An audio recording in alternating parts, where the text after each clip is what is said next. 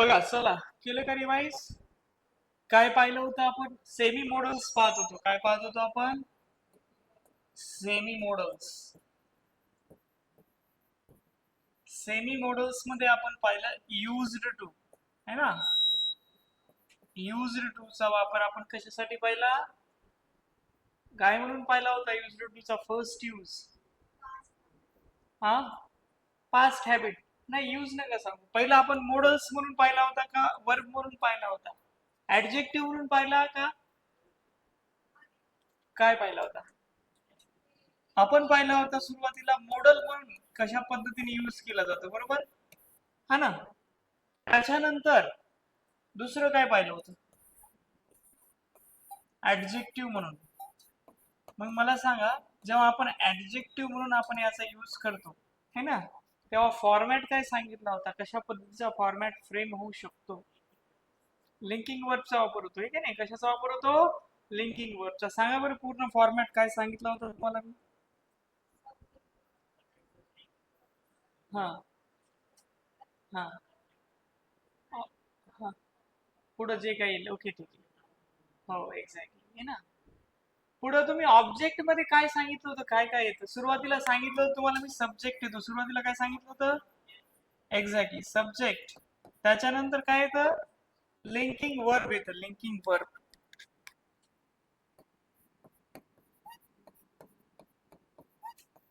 आणखीन पुढं काय सांगितलं?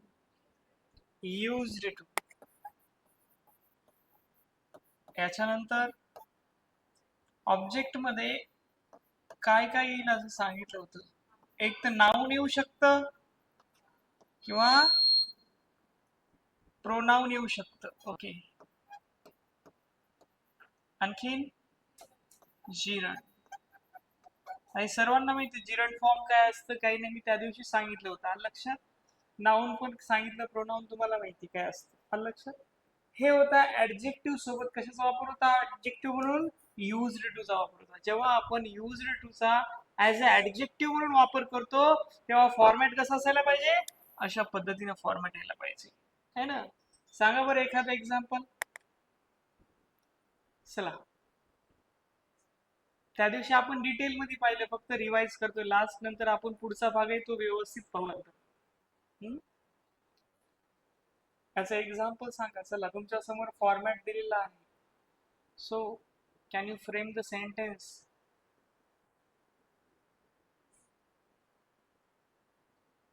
हा, ही शी इज युज्ड टू इट. बघा, शी इज युज्ड टू इट. हे काय आहे? प्रोनाउन आहे, बरोबर. प्रोनाउन्स येतं शेवटी. एक्झॅक्टली, है ना. आपण म्हणून असं म्हणू शकतो का? He is used to speaking. हे सेंटेन्स बरोबर आहे का चुकीचं आहे? हा, बरोबर आहे. हो, का बरं? एक्झॅक्टली. हे कोणतं फॉर्म आहे? जिरण फॉर्म आहे. जेव्हा वर्बला आपण आयएनजी लावतोय ना, आणि त्याचा वापर काय म्हणून करतो आपण? काय म्हणून करतो? Object, adjective. हा, जेव्हा त्याचा आपण नाऊन म्हणून वापर करतो, काय म्हणून वापर करतो? नाऊन म्हणून. तेव्हा त्याला कोणतं फॉर्म म्हणायचं आपल्याला? जिरंड फॉर्म म्हणायचं. त्याला म्हणायचंय जिरंड फॉर्म. आलं लक्षात तुम्हाला? समजलं? आता याच्यानंतरचा पुढचा भाग बघायचा. हे आपलं सर्व झालेली डिटेल मध्ये. आता पुढे या, चला. पुढच्या भागामध्ये बघा, आपल्याला पाहायचंय नीड. कोणतं पाहायचंय? नीड. हे नीड कोणतं मॉडेल आहे? Semi model. हे लक्षात ठेवायचं. आपण सेमी मॉडेल मध्ये पाहतो. सेमी मॉडेल मध्ये फक्त तीनच मॉडेल येतात. पहिलं कोणतं येतं? Used to. Second need. नंतर डेअर. आलं लक्षात? आता एक लक्षात घ्यायचंय की नीड कधी कधी यूज केलं जातं ते समजून घ्यायचं आपल्याला. कोणत्या अवस्थेमध्ये, कोणत्या सिच्युएशन मध्ये, हे का नाही? बघा लक्षात घ्या, जेव्हा नीडचा आपण वापर करतो तेव्हा आपण त्याचा मेन वर्ब म्हणून सुद्धा वापर करतो. काय म्हणून वापर करतो? मेन वर्ब म्हणून सुद्धा वापर करतो. आणि दुसरं काय? पार्शियल मॉडल्स, पार्शियल मॉडल म्हणून सुद्धा वापर करतो. पार्शियल मॉडल म्हणजेच काय? Semi models. पार्शियल मॉडल्सला दुसरं नाव काय आहे? Semi models. या दोन्ही आपण वापर करतो. कशाचा? नीडचा. आता तो कसा करतो, काय करतो ते पाहूया आपण. आलं लक्षात? बघा, पहिलं सेंटेन्स देतो, तुम्ही मला सांगायचं कोणतं बरोबर, नंतर मी डिटेल मध्ये त्याला एक्सप्लेन करेल. बघा, आपण जरा म्हणलं I need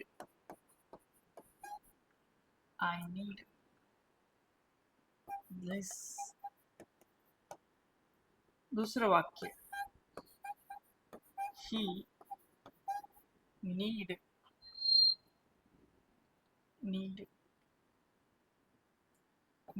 to go there. तिसरं वाक्य, people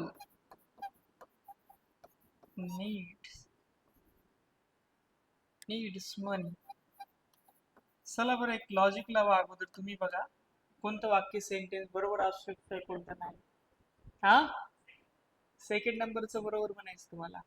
इथे नीडचा वापर काय म्हणून केलाय ते पहा अगोदर. हा हा, नेसेसिटी म्हणून केलाय, बरोबर. अच्छा, आणि इथे इथे पण नेसेसिटी, हे पण बरोबर आहे. मग हे पण बरोबर आहे आणि हे आहे बरोबर. बघा, मी सांगतो तुम्हाला. बघा, लक्षात घ्या. फक्त एक जस्ट एक्झाम्पल दिले होते नीडचे, कशा पद्धतीने कोणतं सेंटेन्स येऊ शकतं, कोणतं नाही. आता ते डिटेल मध्ये पाहू. बघा, जेव्हा नीडचा आपण सेमी मॉडल्स किंवा पार्शियल मॉडल म्हणून वापर करतो तेव्हा नीडचा कसा वापर होतो? एका रिक्वायरमेंट साठी होतो. कशासाठी होतो? रिक्वायरमेंट. रिक्वायरमेंट म्हणजे काय असतं? एखाद्या गोष्टीची गरज असते. काय असते? गरज असते की नाही? रिक्वायरमेंट, जरुरी असते ती गोष्ट, त्याला आपण काय म्हणतो? रिक्वायरमेंट, बरोबर. तर रिक्वायरमेंट साठी आपण कशाचा वापर करतो? नीडचा वापर करतो. पण काय म्हणून करतो आपण तो? सेमी मॉडल म्हणून करतो. काय म्हणून करतो? सेमी मॉडल म्हणून करतो. हे लक्षात घ्यायचं. हा भाग लक्षात नाही राहिला तरी काय हरकत नाही, फक्त एक्झाम्पल देतो तो तुम्हाला तुमच्या लक्षात येण्यासाठी. बघा, एक लक्षात घ्या आता याच्यामध्ये महत्वाचा भाग. जेव्हा आपण रिक्वायरमेंट म्हणून जेव्हा आपण नीडचा वापर करतो ना, त्याचं प्रेझेंट इनडेफिनाइट टेन्स मध्ये स्ट्रक्चर काय असतं ते पहा आधी. प्रेझेंट इनडेफिनाइट टेन्स काय येऊ शकतं बरं? प्रेझेंट इनडेफिनाइट टेन्स मध्ये आपण प्रेझेंट इनडेफिनाइट टेन्स कोणत्या टेन्सला म्हणतो? हा हा, सिंपल. कशाला म्हणतो आपण? टेन्स पूर्ण डिटेल मध्ये अभ्यासला. एका दिवसाला 2-2 दिवस आपण लावले एका टेन्सला आहे. प्रेझेंट इनडेफिनाइट टेन्स म्हणजे कोणता टेन्स? Simple present tense. कोणता टेन्स असतो? सिंपल प्रेझेंट टेन्स घ्या, है ना. Simple present tense. आलं लक्षात? आता जेव्हा आपण नीडचा वापर मेन वर्ब म्हणून जरी करतो, काय म्हणून वापर करतो? मेन वर्ब म्हणून, तेव्हा त्याचाही अर्थ काय होतो? रिक्वायरमेंट साठी. कशासाठी होतो? दोन्हीचाही अर्थ कसा आहे? सारखाच आहे. दोन्हीचा अर्थ कसा आहे? सारखाच आहे. जेव्हा आपण नीडचा वापर मॉडेल म्हणून करतो तेव्हाही रिक्वायरमेंट साठीच होतो, आणि जेव्हा नीडचा वापर आपण मेन वर्ब म्हणून करतो तेव्हाही त्याचा वापर कशासाठी होतो? रिक्वायरमेंट साठी होतो. फक्त चेंज कुठे होतो आता ते सांगतो मी तुम्हाला. चेंज होतो फक्त त्याच्या फॉर्मॅटमध्ये. कुठे चेंज होतो? त्याच्या फॉर्मॅटमध्ये, त्याच्या स्ट्रक्चर मध्ये चेंज होतो. बाकी त्यांचा यूज आहे तो कसा राहतो? सेमच राहतो. आलं लक्षात? समजले? बघा, आता प्रेझेंट इनडेफिनाइट टेन्स मध्ये मला सांगा तुम्ही, इथं मेन वर्ब म्हणून वापरलंय का मॉडेल म्हणून वापरलंय? तुम्ही सांगायचं. आलं लक्षात? बघा, मी काही वाक्य देतो तुमच्या समोर. पहिलं वाक्य, he needs to go there. दुसरं सेंटेन्स, ही किंवा शी घ्या, she does not need needs she does not needs instruction.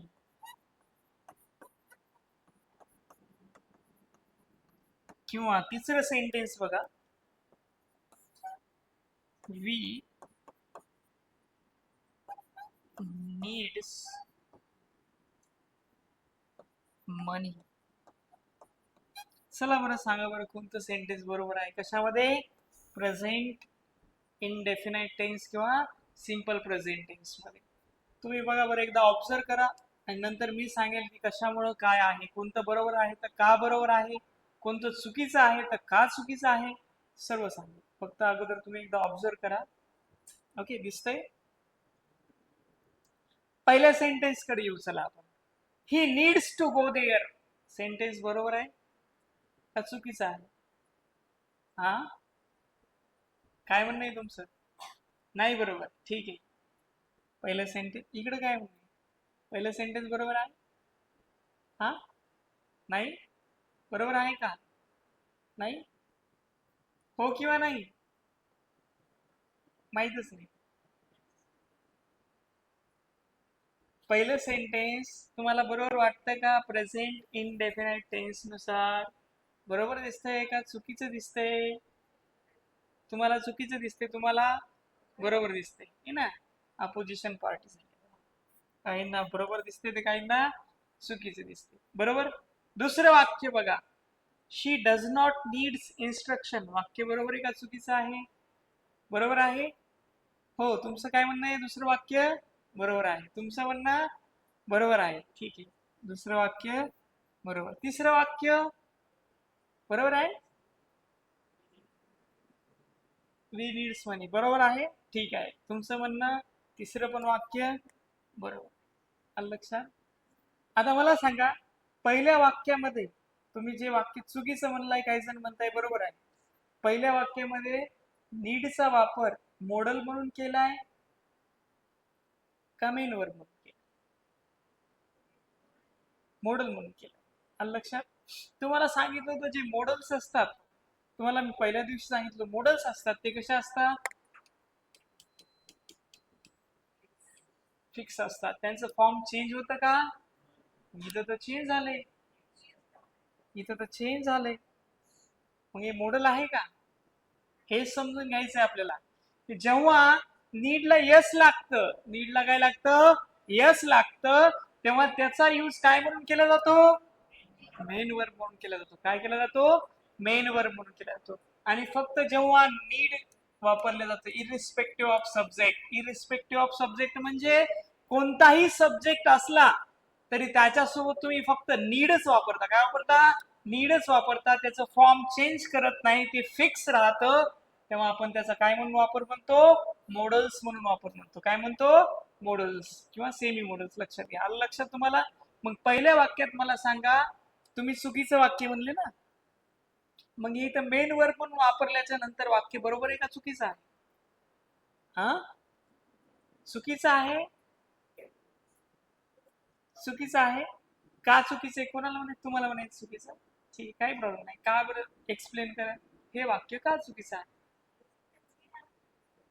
नाही ना, मी काय म्हणतोय, आपल्याला त्याचा वापर दोन प्रकारे करता येतो. एक तर मेन वर्ब म्हणून करता येतो, बरोबर, एक तर पार्शियल मॉडेल किंवा सेमी मॉडेल म्हणून करता येतो. मग इथे हे वाक्य बरोबर आहे का चुकीचं आहे? बरोबर आहे. कारण या वाक्यामध्ये बघा, कन्फ्युज होऊ नका, पहिल्या वाक्यामध्ये आपल्याला लक्षात येते की या नीडचा वापर काय म्हणून केलाय? मेन वर्ब म्हणून केलाय. काय म्हणून केलाय?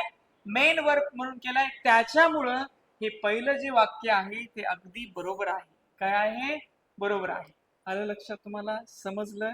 ठीक आहे. दुसरं वाक्य बरोबर आहे. बरेच जण सगळेच म्हणले बरोबर आहे, पण लक्षात घ्या, इथं जरी आपल्याला याचा मेन वर्ब म्हणून जरी वापर करायचा असेल तर ही शी सब्जेक्ट आहे, इथं आपण डज वापरले. काय वापरलंय? डज वापरले. त्याच्यामुळे इथं यस लागलं, ईएस लागलंय डू ला, बरोबर. त्याच्यामुळे पुन्हा इथं यस लावायची गरज होती का? नव्हती. त्याच्यामुळे हे वाक्य काय होतं आपलं, चूक होतं, वाक्य आपलं रॉंग होतं. तिसरं वाक्य, हा बरोबर आहे, ठीक आहे.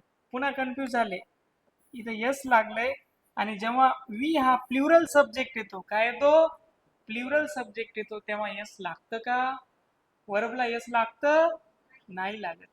हे लक्षात यायले तुम्हाला, समजायले का, कळायले का नाही? हा, हे कन्फ्यूज होणारे जे क्वेश्चन आहेत ते एक्झाम मध्ये कन्फ्यूज होऊ नये म्हणून सो मी तुम्हाला सांगतोय. कळालं, समजलं? एकदा हे पूर्ण नोट करा. लगेच पुढचा भाग म्हणजे काही एक्झाम्पल्स आणखीन, आता तुम्ही सांगा मला त्याचे आन्सर. आता मी तुम्हाला सांगितले, तुम्ही सांगायचे. ओके, ठीक आहे, एकदा हे नोट करा. मग याचे फॉर्मॅट पाहू आपण. अफर्मेटिव्ह मध्ये पाहू, निगेटिव्ह मध्ये पाहू आणि इंटरोगेटिव्ह मध्ये सुद्धा पाहू. ओके, इंटरोगेटिव्ह निगेटिव्ह मध्ये सुद्धा कसं केलं जातं हे नोट करा एकदा 2 मिनिटामध्ये. लगेच पुढे बघू.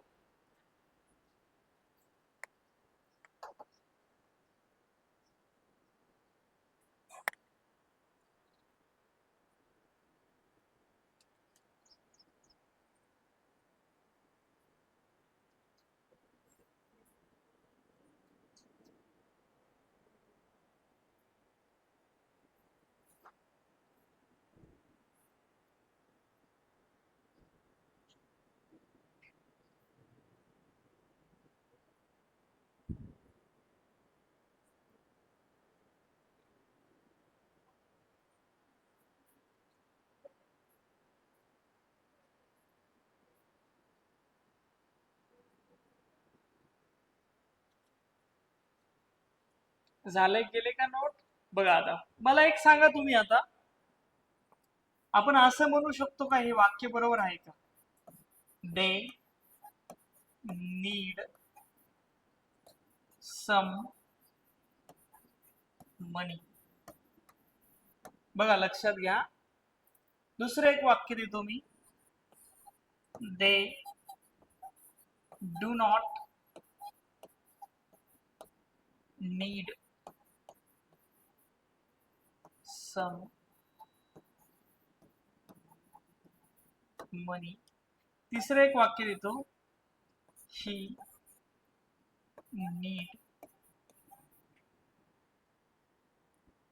Need help. सांगा बरं, तिन्ही वाक्य पैकी कोणतं वाक्य बरोबर आहे, कोणतं वाक्य चुकीचं आहे? सेकंड वाक्य बरोबर आहे का चुकीचं आहे?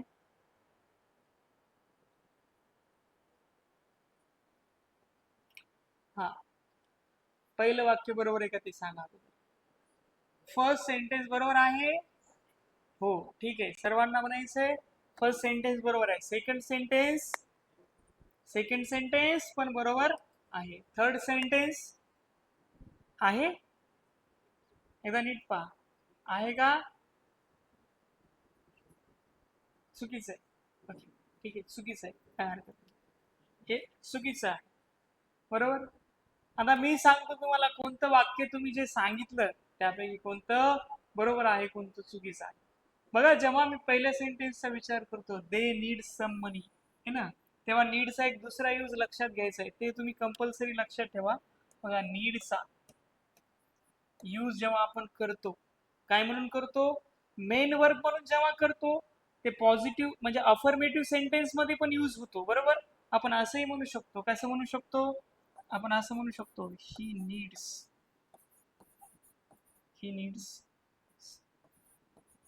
सम,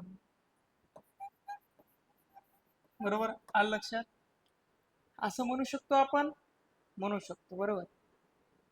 पण एक लक्षात घ्यायचंय, आपण जेव्हा त्याचा काय म्हणून वापर करतो, मॉडेल म्हणून वापर करतो, काय म्हणून वापर करतो, मॉडेल म्हणून वापर करतो, तेव्हा नीडचा वापर फक्त दोनच सेंटेन्स मध्ये करायचा, ते म्हणजे निगेटिव्ह सेंटेन्स मध्ये. कोणत्या सेंटेन्स मध्ये करायचा आहे, निगेटिव्ह. आणि दुसरा कोणता करायचा आहे, इंटेरोगेटिव्ह. कशात करायचा आहे, इंटेरोगेटिव्ह करायचं, ओके, इंटेरोगेटिव्ह मध्ये करायचा आहे. तुम्ही अफर्मेटिव्ह मध्ये करू शकणार का, नाही करायचा, इंटरोगेटिव्ह मध्ये करायचं. आलं लक्षात तुम्हाला, कळालं? नीडचा वापर जेव्हा आपण मॉडेल म्हणून करतो, काय म्हणून करतो, मॉडेल म्हणून करतो तेव्हा फक्त आपल्याला निगेटिव्ह सेंटेन्स आणि इंटरोगेटिव्ह मध्ये करायचं. आलं लक्षात? हे की नाही?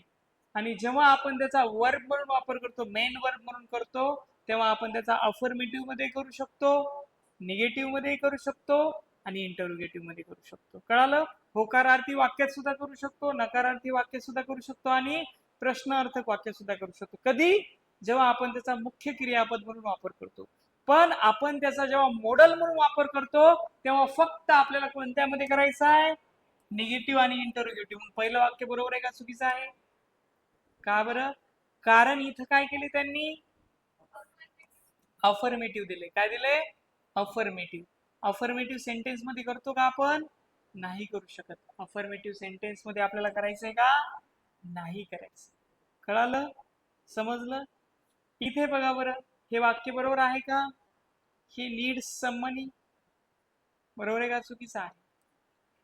हा, बरोबर आहे? चुकीचं. अच्छा,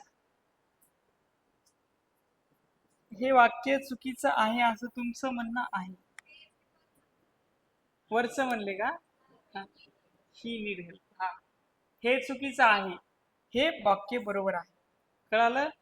हे वाक्य का चुकीचं आहे? कारण इथं नीडचा वापर काय म्हणून केलाय? मेन वर्ब पुढे केलाय. इथं मॉडेल म्हणून केलाय ना. कारण की मी तुम्हाला सांगितलं, जे मॉडेल असतं ते कसं असतं? फिक्स असतं. कसं असतं? फिक्स असतं. म्हणजे आता इथे ही जरी सब्जेक्ट आला, इथं दे जरी सब्जेक्ट आला, ही नीड चेंज होणार का? नाही. इथं चेंज झालंय का? नाही.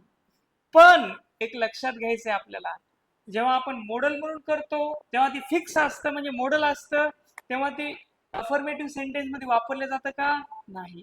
ते फक्त निगेटिव्ह आणि इंटरोगेटिव्ह मध्ये. कळालं तुम्हाला? लक्षात आलं? मग हे दुसरं वाक्य तुम्ही पहा, इथे निगेटिव्ह वाक्य आहे आणि तिथे काय वापरले? नीड वापरले. म्हणून दुसरं वाक्य कसं आहे आपलं? बरोबर आहे. कळालं? लक्षात आलं? ही बेसिक माहिती होती. आता पूर्ण डिटेल मध्ये आपल्याला पाहिजे. हे नोट केलंय का? ठीक आहे. बघा पुढचा बघा, आता आपण डिटेल इन डिटेल पाहू. बघा पहिल्यांदा आपल्याला आता स्टेप बाय स्टेप जाऊ. नीडचा वापर मेन वर्ब म्हणून जेव्हा करतो बघा, मेन वर्ब म्हणून करतो तेव्हा त्याचा वापर कशासाठी होतो? रिक्वायरमेंट साठी होतो. रिक्वायरमेंट म्हणजे एखाद्या गोष्टीची गरज असणे, रिक्वायर असणे, हे नाही, त्याला आपण रिक्वायरमेंट म्हणतो. त्यासाठी करतो जेव्हा, का लक्षात घ्या, पहिल्या प्रकारचं सेंटेन्स त्याच्यापासून फ्रेम होतं म्हणजे अफर्मेटिव्ह. कोणतं होतं? अफर्मेटिव्ह. अफर्मेटिव्ह सेंटेन्सचा फॉर्मॅट सांगा बरं. प्रेझेंट इन डेफिनाइट मध्ये. Present indefinite. Present indefinite tense म्हणजे कोणता टेन्स आहे हा? Simple present tense. यालाच आपण म्हणतो प्रेझेंट इनडेफिनाइट टेन्स म्हणतो. आलं लक्षात? बघा आता व्यवस्थित स्टेप बाय स्टेप आपण जाऊया. प्रत्येक गोष्ट व्यवस्थित एकदम बेसिक टू ऍडव्हान्स लेवल पर्यंत अंडरस्टँड करूया. प्रेझेंट इनडेफिनाइट टेन्स मध्ये जेव्हा वापर करतो तेव्हा सुरुवातीला काय येतं? काय येतं? सब्जेक्ट येतं, है ना. सब्जेक्ट कसा असणार? एक तर सिंग्युलर असणार किंवा प्ल्युरल असणार. दोन्हीपैकी एकच सब्जेक्ट असतो. एक असतो सिंग्युलर किंवा दुसरा असतो प्ल्युरल असतो. पुढं काय येणार मग सब्जेक्टच्या नंतर? काय येणार? हा, नीड येणार. काय येणार? एक तर नीड येणार किंवा नीड्स येणार. काय येणार? नीड्स येणार. आलं लक्षात? त्याच्यानंतर पुढं काय येणार? वर्बचं कोणतं फॉर्म येणार? बेस फॉर्म येणार. कोणतं फॉर्म येणार? Base form. म्हणजे त्याला आपण फर्स्ट फॉर्म किंवा प्रेझेंट फॉर्म ऑफ वर्ब म्हणतो. त्याला आपण म्हणतो बेस फॉर्म ऑफ वर्ब म्हणतो. कळतंय? लक्षात येते? आता याच्यापासून तुम्हाला सेंटेन्स फ्रेम करायचे, तुम्ही करू शकता. सांगा बरं सेंटेन्स. कोणतेही सेंटेन्स करू शकता. Any sentence you can make with the help of this structure. हा, काय सेंटेन्स काय फ्रेम होईल बरं सेंटेन्स? सिंपल प्रेझेंट टेन्सचं वाक्य बनवायचे. काय अवघड आहे याच्यात? काय अवघड दिसतं?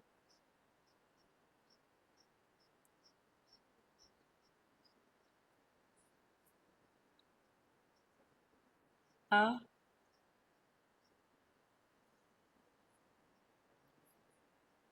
बटन ऑन करा थोडस. सब्जेक्ट कोणताही घ्या ना, सिंग्युलर किंवा प्लुरल, कोणताही सब्जेक्ट घ्या, हे का नाही. तुम्ही घेतला वी किंवा शी किंवा आय घेतला, आता याच्यासोबत पुढे काय येणार, नीड किंवा नीड्स येणार. मग मला सांगा, इथं वी घेतल्याच्या नंतर इथं नीड येईल का नीड्स येईल? इथं काय येईल, नीड येणार. नीड्स येणार का, का नाही येणार? कारण जे सिंग्युलर वर्ब असतं ते सिंग्युलर सब्जेक्ट सोबत येतं. सिंग्युलर जे वर्ब असतं ते सिंग्युलर सब्जेक्ट सोबत येतं. आणि जर प्लुरल सब्जेक्ट असेल तर प्लुरलच वर्ब येतं. कोणतं वर्ब येतं, प्लुरल. आणि जे बेस फॉर्म असतं ते नेहमी कोणतं असतं, प्लुरल असतं. कसं असतं, इथं V5 येईल ना. मला सांगा, बेस फॉर्म असतं ते सिंग्युलर असतं का प्लुरल असतं? कसं असतं? हा,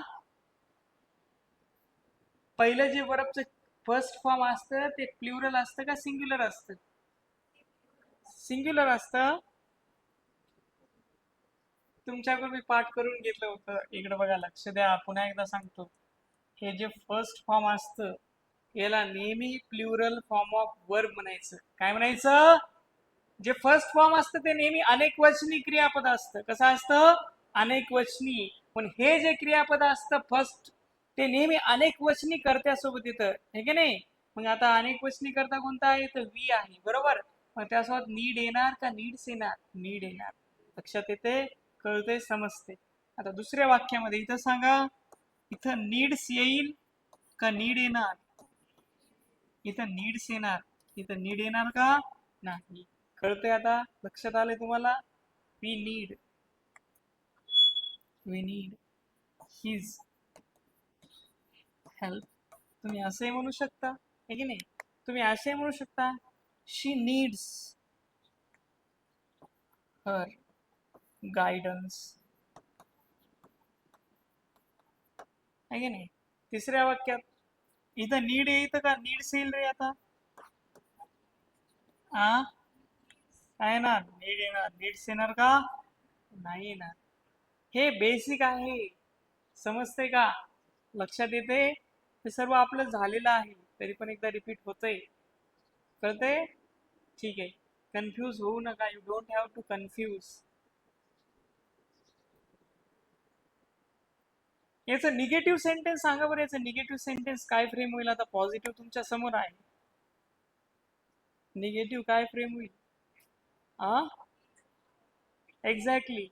we do not need his help. दुसऱ्याचं काय होणार? हा, she does not need her guidance. Needs येईल का नीड येईल? नीड येणार. आणि तिसऱ्यामध्ये हा, I do not, exactly, I do not need it. कळालं, लक्षात आलं, समजलं.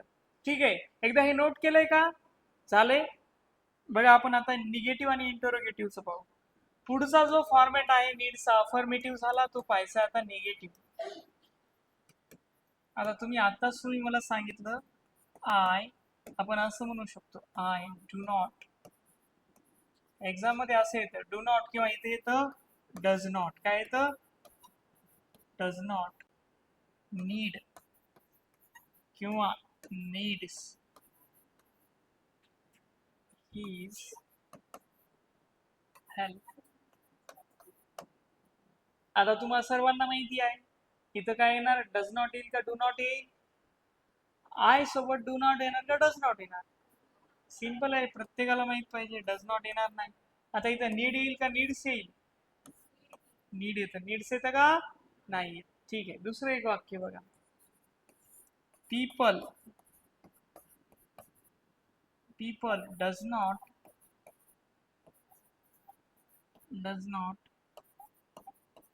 need, people does not need,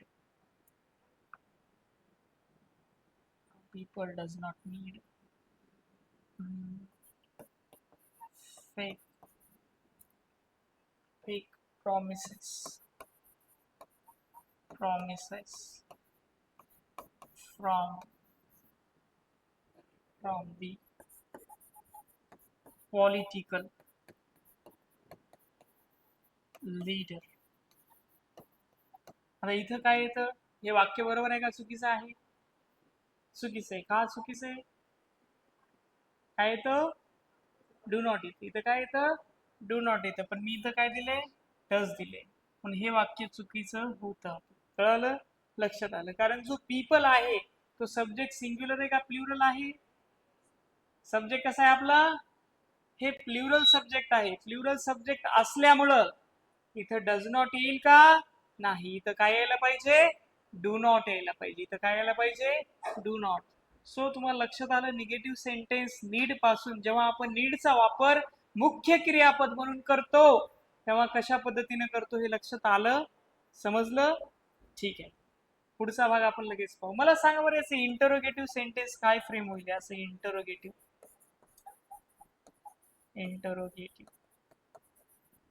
कोण सांगतं? या फर्स्ट सेंटेन्सचे इंटरोगेटिव्ह सेंटेन्स तुम्ही सांगा. चला, काय येईल? प्रश्नार्थक वाक्य तयार करायचं तुम्हाला. या फर्स्ट सेंटेन्स काय येईल? हा, काय येईल?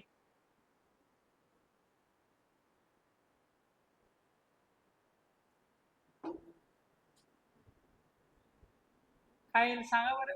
कॉन्फिडेंटली सांगा, बिंदास सांगा. चुकलं तर चुकलं, आपल्याला काय प्रॉब्लेम आहे.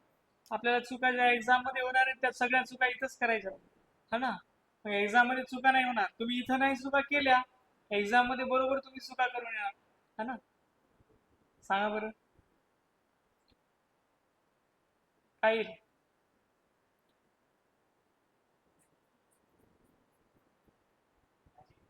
हा,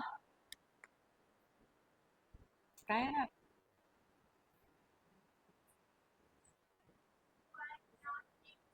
हा, do I not need his help. Exactly काय होईल? डू, सुरुवातीला डू येणार, त्याच्यानंतर काय येणार? सब्जेक्ट येणार. Do I not need his help. काय याच्यात वेगळं? सगळं सोपं तर आहे, हो ना? दुसऱ्या वाक्याचं सांगा बरं तुम्ही आता. काय मागे सांगा बरं. हा, काय लिहायचं? हा, हा, do people, exactly. Do people याचं काय येईल? Do people not need fake promises from political leaders. लक्षात आलं? समजलं? कळालं का? काही कन्फ्युजन आहे का? आतापर्यंत आपण जे नीडचे युजेस पाहिले त्याच्यामध्ये कुणाला काही कन्फ्युजन वाटलं, कोणता भाग समजला नाही किंवा कशामुळं हे कशा पद्धतीने यूज होतं, हे मेन वर्ब आहे का मॉडल आहे, लक्षात येते का? कळतंय? समजतंय? ओके. पुढचा भाग बघायचा, थांबायचं? ठीक, काय हरकत. चालेल. उद्या, आज लवकर झाली होती का बॅच तुमची अगोदरची?